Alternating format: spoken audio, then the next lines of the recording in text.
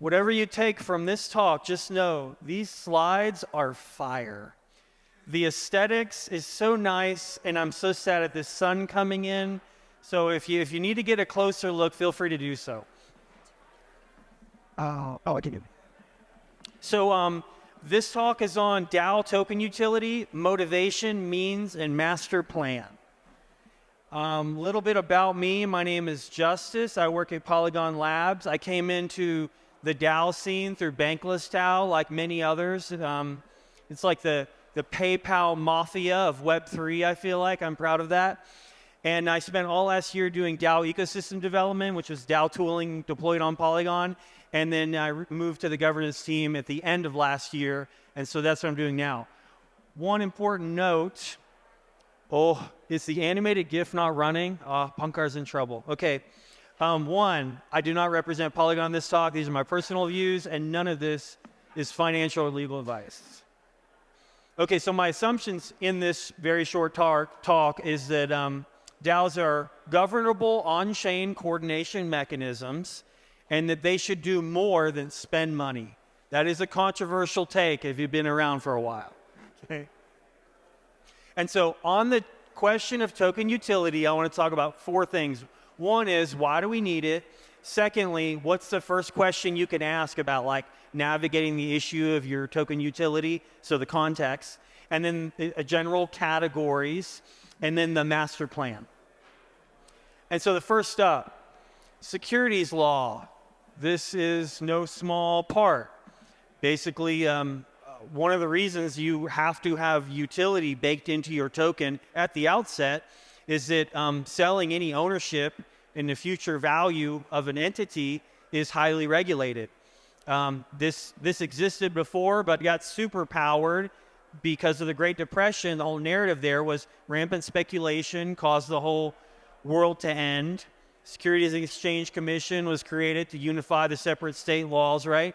And this produced the Howey test, which is basically a definition for what an investment contract is, which is an investment of money in a common enterprise with an expectation of profits to be derived from the efforts of others, okay? So basically, like, someone comes to you, I have a great idea, give me some money, I'm going to make it grow. You say, yeah, and then they go make it grow.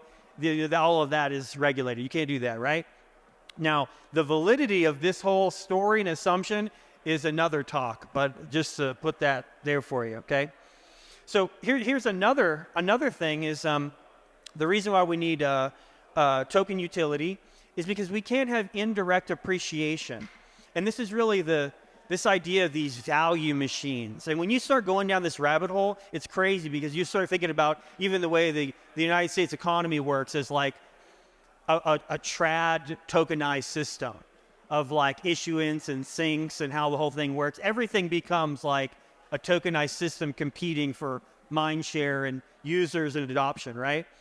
And so one way to think about this is Ethereum. This is awesome. ETH Denver. Ethereum is a giant arcade, and it's being filled with more arcade cabinets. All of us are creating a cabinet and putting it in there, and we want people to play it. And these cabinets, these games, they do two things. They distribute tokens in exchange for people to work on them and fix them and make them cool, better, right? And then they charge tokens for people to play them. This is what this is. Money robot machines. It's amazing. And the crazy part is all these machines are getting more powerful. Doing a small transaction several years ago, and it's like, oh, failed transaction, $30 gas fee for something that didn't work. The world's changing now. Like the other day I did an experiment and kicked off like 7 DAOs on different platforms, and the whole thing cost me less than like $3 or something, right? 2, more and more people are coming into the ecosystem. These are more people who can work on these cabinets and more people to play the games. So it's getting wild. The human liquidity is growing. And these tokens are getting really useful and complex. Not just like, what do I do with this? It's like, oh, I can have a say in a system. I can contribute to a system. I can make an additional claim on the value a system is producing. It's getting wild. So you want utility. This is the heart of token engineering. And so the question is, how do you navigate the question of utility? What's the first question you ask? The first is, what is the trust assumptions coming into it? And this is a big one. This is a big one because a lot of people will come in and say, hey, we're going to have a dating app that's on chain. I'm like, okay, cool. They're like, this is going to be the most censorship resistant, and all, right? And it's like, you might not need that for this, okay? And so the idea is you can have a high trust assumption where, real human beings, or you're going to be interfacing, you see each other, there's going to be social norms and stuff. This is great for collectibles.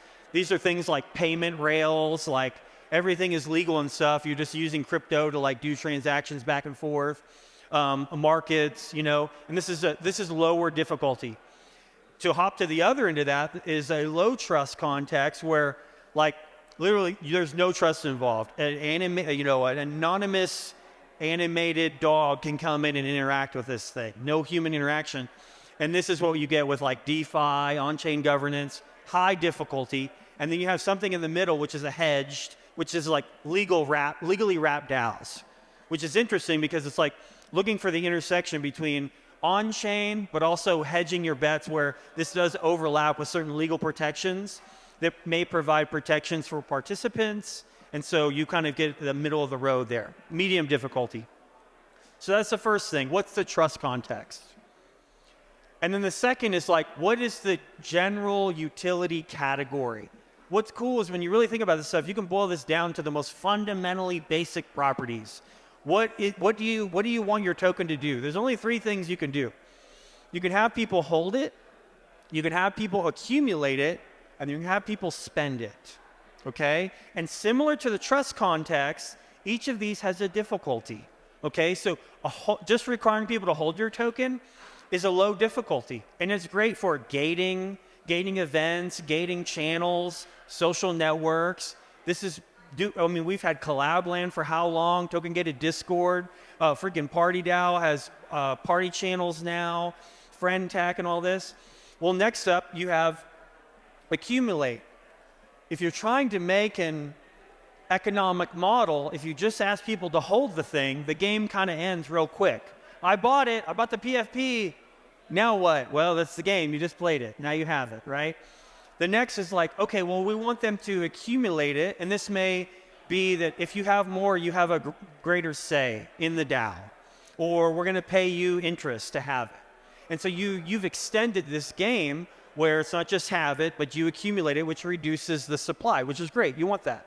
But the thing you want, but it's also kind of the hard thing, is you want people to spend it. And up until recently, and this is going to change, and it's going to be powerful, this has been really excluded to the people like chains and gas fees, exchange fees, subscriptions. It hasn't caught on like you would hope. And this is what you want because you can't see the diagram too well, but you have a machinations diagram over here which shows that all economics is sources and sinks, and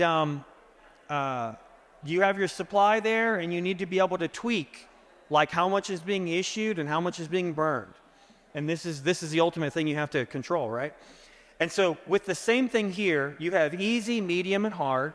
And then when you bring in the trust context with kind of what you want your token to do, you can create a table that says, hey, what's the easiest thing out of the gate that can be done here?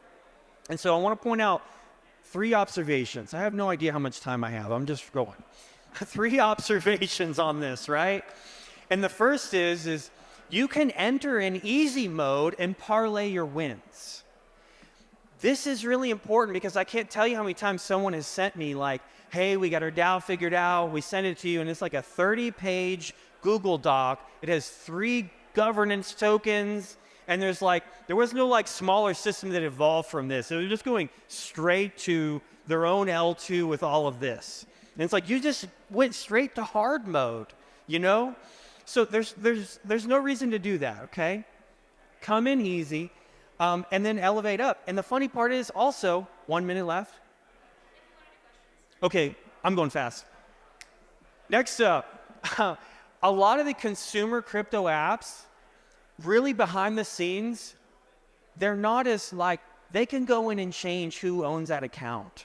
So you get a certain perception that this is like strong DeFi, but they're more in the easy mode. There's just an impression. The second point is you have to level. you have to level up. If you enter it easy, you have to go further up the chain, because what will happen is people will come in and see value and they'll take it. And this is one thing that happened in Bankless DAO, where you could be elaborate and try to do some crazy stuff to steal $100, but no one did it because it was a high trust context and it wasn't worth $100 for someone to do that. But it didn't evolve, so people came in from other parts of the world where $100 was a strong come up, and they were doing all the stuff to get it. So because it didn't evolve in its trust context, eventually it was problems all over. And then this next cycle, roll-ups as a service, the hard mode is going to become everyone's availability. And so the master plan really is creating tools that introduce a new law of nature, which is new laws we can make that are involatile, that no one can change. And we've never had this before. So the recommendation, get started, make improvements, remember the goal. This is the holy grail here. And that's it. My name's Justice. You can follow me on Singularity Hack on Twitter. And I write on Operator at mirror.xyz some stuff. And so that's me. Any questions, comments?